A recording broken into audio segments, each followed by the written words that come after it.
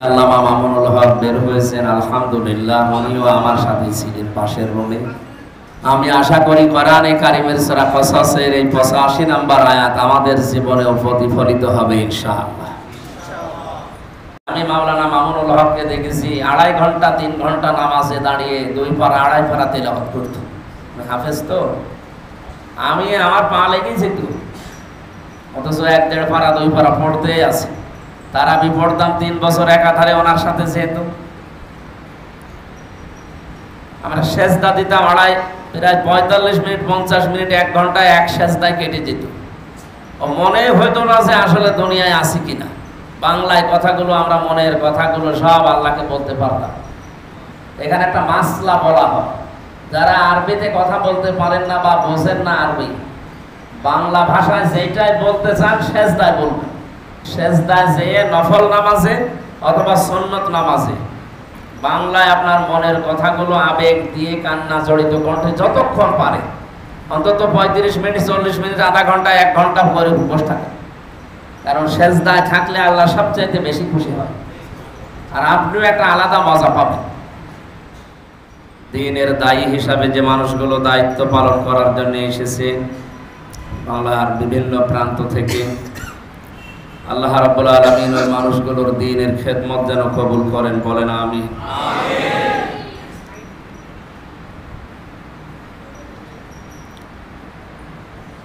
প্রাণপ্রিয় কুষ্টিয়াবাসী, আমার নিজের জন্মভূমি এটা, এজন্য ভালোবাসা এর প্রতি আমার সবচাইতে বেশি মক্কা মদিনার পরে। নবী যখন মক্কা থেকে মদিনায় হিজরত করছিলেন, ওই সময় তিনি বলেছিলেন, কাবা আমি তোমাকে ছেড়ে যেতে চাইনি, কিন্তু তোমার নিষ্ঠুর সন্তানরা আমার এখানে থাকতে দিল না। আমার ইচ্ছা ছিল তোমার কাছে থেকে তোমার খেদমত করি। ওই সময় সূরা কাসাসের 85 নম্বর আয়াতটা নবীজিকে আল্লাহ শুনিয়েছিলেন, ইন্নাল্লাযী ফারাদা আলাইকাল কুরআনা লারাদ্দুকা ইলা মাআদ। আল্লাহ পাক বলেন, অবশ্যই আমি আল্লাহ এই কোরআনের নির্দেশ মানা আপনার জন্য ফরজ করে দিয়েছি। একটা কথা মনে রাখেন, হে রাসূল, আপনাকে আমি এখান থেকে আজকে যদিও বিদায় নেওয়ার জন্য বললাম, সময় আসবে এই মক্কাতে আবার আপনাকে আমি বীরের বেশে ফিরিয়ে দেব। 3টা বছর আপনাদের থেকে আমি দূরে ছিলাম, গন্ধকার জেলখানা প্রকোষ্ঠে কাটিয়েছি একটা ঘরের ভেতরে। আজকে আল্লামা মামুনুল হক বের হয়েছেন, আলহামদুলিল্লাহ। উনিও আমার সাথে ছিলেন পাশের রুমে। আমি আশা করি কোরআনে কারিমের সূরা কসসের এই 85 নম্বর আয়াত আমাদের জীবনেও প্রতিফলিত হবে ইনশাআল্লাহ। যে আল্লাহ আমাদেরকে কোরআনে কারিম কেন্দ্রিক আলোচনায় বসার তৌফিক দিলে, বলেন আলহামদুলিল্লাহ। দরুদ আর সালাম পড়ছি আমাদের নবী মুহাম্মদুর রাসূলুল্লাহ সাল্লাল্লাহু আলাইহি ওয়াসাল্লামের প্রতি। বিশ্বনবী জানিয়েছেন, মান ক্বারাআল কুরআনা ফাস্তাযহারাহু ফাহাল্লা হালালাহু ওয়া হারামা হারামাহু আদখালাহুল্লাহুল জান্নাহ ওয়া শাফাআহু ফি আশারাতিন মিন আহলি বাইতিহি কুল্লুহুম ক্বাদ ওয়াজাবাত লাহুন নার। তিরমিজি শরীফের হাদিস।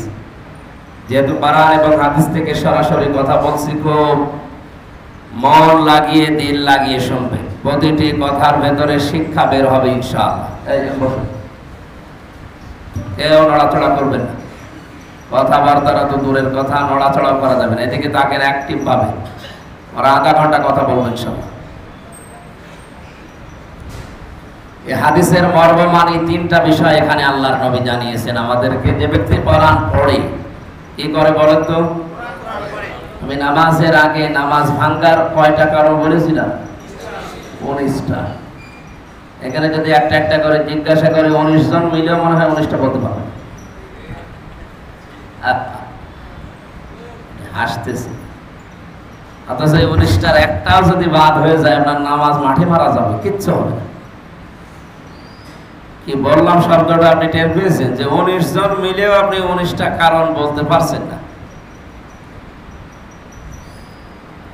একটা কারণও যদি পাওয়া যায়, নামাজ শেষ। নামাজ কি হবে? ভেঙে যাবে। তার ভেতরে প্রথম নাম্বারে কোরআন অশুদ্ধ পড়া। কেউ যদি কোরআন শরীফ অশুদ্ধ পড়ে ওর নামাজ ভেঙে যাবে, নষ্ট হয়ে যাবে। যারা দাওয়াতে তাবলীগের কাজ নিয়ে বিভিন্ন জেলা থেকে আজকে এই আল্লাহর ঘর মসজিদে এসেছেন, ওনাদের যে উদ্দেশ্য, আমিও এক চিল্লা দিয়েছিলাম সে হাফেজ হওয়ার পর, এরপরে আর সময় পাইনি, এই জন্য চাই না। এটা করা দরকার। অন্তত যারা মানুষ, আমরা কোরআন হাদিস জানি না, নামাজ রোজা ইসলামের প্রাথমিক বিষয়গুলো জানি না, এখানে 2 দিন 3 দিন 5 দিন 7 দিন 10 দিন সময়টা দিয়ে কোরআনে কারিমের কিছু বিষয়, হাদিসের কিছু বিষয় আমাদের মনে হয় জানার একটা সুযোগ। এটা যারা জান ভালো কাজ করছেন, যারা জান না সময় বের করে এখানে সময় দেবেন নিজে শেখার জন্য। ফাসালু আহলা যিকরি ইন কুনতুম লা তা'লামুন, যেটা জানো না যারা জানে তাদের কাছে জেনে নাও। এর ভেতরে কোনো লজ্জা আছে? জানার ভেতরে কোনো লজ্জা নেই, না জানার ভেতরে লজ্জা। আর আমরা অনেকে না জেনে মনে করে কি হয়ে গেছে, আমার লজ্জা লাগছে। আরে বেটা, মুহাম্মদুর রাসূলুল্লাহ সাল্লাল্লাহু আলাইহি ওয়াসাল্লাম পর্যন্ত হযরতে কাব রাদিয়াল্লাহু তাআলা আনহু, উবাই ইবনে কাব, তাকে মাঝে মাঝে বলতেন একটু তেলাওয়াত করে আমাকে শোনাও তো। নবীজি মনে হয় কোরআন পড়তে পারতেন না, এই জন্য বলতেন তেলাওয়াত করে শোনাও, নাকি? হ্যাঁ বলেন, তার উপরে কোরআন নাজিল হয়েছে সরাসরি। তিনি যদি একজন সাহাবীকে বলে যে আমার একটু তেলাওয়াত করে শোনাও তো, আমাদের কি হয়েছে যে আপনি কিছুই জানেন না, তারপরও সে একেবারে মোড় নিয়ে থাকে। এখানে যে ইমাম সাহেব আছে বা মুয়াজ্জিন আছে যারা জানে, তাদের কাছে এই বিষয়গুলো জেনে নেওয়া যায় না যে 14টা ওয়াজিব আছে নামাজের, একটাও যদি বাতিল হয়ে যায় আপনার শেষ পর্যন্ত নামাজ সজদা না দিলে, জরিমানা না দিলে আর হবেই না। আর ফরজ 13টা বাদ গেলে তো নামাজই হবে না, যত সজদা দিলে। প্রতিদিন যদি 1টা 2টা করে একটু জিজ্ঞাসা করে করে মনে রাখে, তো অন্তত 1 মাসে তো ফরজ আর ওয়াজিবগুলো ঠিক হয়ে যাওয়ার কথা। অথচ 50 বছর নামাজ পড়ছে, ও 13টা ফরজও জানে না, কোনোদিন একটু আফসোসও আসে না জীবনে। নামাজ ভাঙ্গার যে 19টা কারণের প্রথম কারণ, কোরআন অশুদ্ধ পড়লে নামাজ ভেঙে যায়। নবীজির হাদিসের প্রথম শব্দ এটা, মান কারাল কোরআনা, যে ব্যক্তি কোরআন পড়ে। কি করে? কারা শব্দের অর্থ আছে, শর্ত আছে 4টা। আমি শব্দ কি বললাম? কারা শব্দের অর্থ এবং শর্ত কয়টা? আপনি কি আছেন তো এখানে?